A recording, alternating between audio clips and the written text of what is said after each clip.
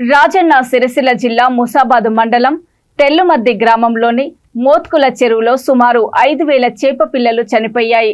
మత్స్యకారులకు జీవనాధారమైన చేపలు మృత్యువాత పడడంతో మత్స్యకారులకు భరోసా కల్పించడానికి జిల్లా మత్స్యకార చైర్మన్ అధికారులు మోత్కుల చెరువును పరిశీలించారు. చైర్మన్ రామచంద్రం మాట్లాడుతూ తెల్లమద్ది మత్స్య పారిశ్రామిక సహకార సంఘం తీవ్రంగా నష్టపోయిందని అన్నారు. మత్స్యకార సంఘాన్ని ప్రభుత్వం ఆర్థికంగా ఆదుకోవాలని కోరారు.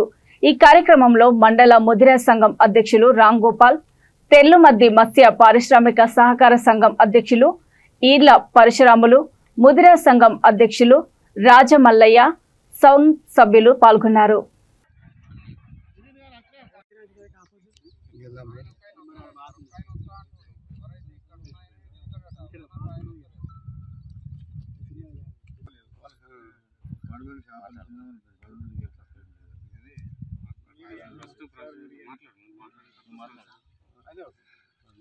విషయం ఏందో చెప్పండి.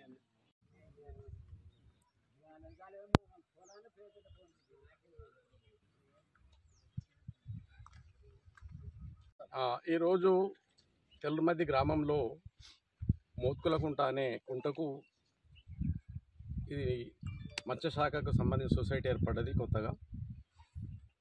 ఇందులో ప్రభుత్వం నుంచి కూడా చేపలు సరఫరా చేసిండ్రు. కానీ ఈ సమయంలో వాటర్ లేక ఆ వేసిన చేప పిల్లలు కూడా పూర్తి స్థాయిలో బతకలేకపోయినాయి. ఇక ఏ చేపలు అయితే మిగిలినాయో కొన్ని వాటికి కూడా సరిపోయే వాటర్ లేదు. అందులో వాటర్ లేకపోతే కూడా వాటికి సరిపోయేంత శ్వాస కానీ వాటికి ఫుడ్ కానీ సరిపోయేంత లేదు. మళ్ళీ ఈ లోపట వీళ్ళకు గ్రామస్తులకు ఉన్న అనుమానం ఏంటంటే ఇక్కడ ఎవరో ఒకరు వీళ్ళ గ్రామానికి పడనోళ్ళు లేకపోతే ఇంకేదో శత్రుత్వంతో అందులో విష ప్రయోగం చేశారని ప్రాథమికంగా చెప్తున్నారు. కానీ ఇది ఒక దుర్బుద్ధి, మంచి పద్ధతి కాదు. ఎవరైనా ఒక జీవిని చంపుతున్నారంటే వాళ్ళకి ఆ పాపం అనేది తగులుతుంది. వాళ్ళకి కావాలంటే ఒకటి పట్టుకపోవాలి, అడుక్కొని తీసుకుపోవాలి. కానీ ఒక విష ప్రయోగం చేసి ఒక ప్రాణులను చంపితే ఎంత హాని. వాళ్ళు అందరూ తినేది మనుషులు తినడానికి కూడా కదా అది పెట్టింది.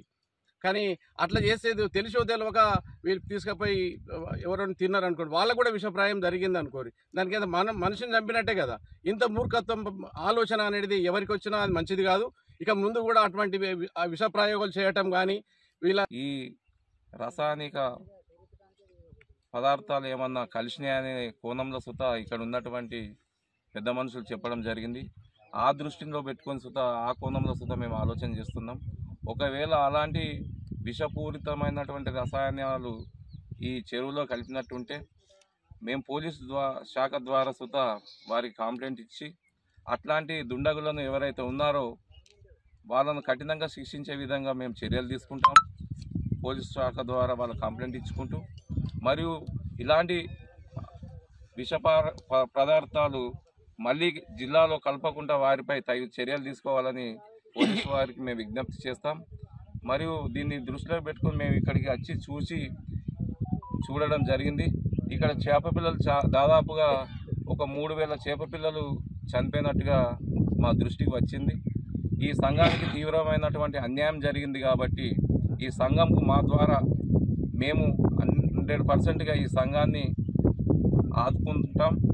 మరి 100%గా మేము మత్స్యశాఖ ద్వారా దీనికి నివేదిక ఇచ్చి దీనికి ఆర్థికంగా మేము నా వంతుగా నేను కృషి చేస్తాను.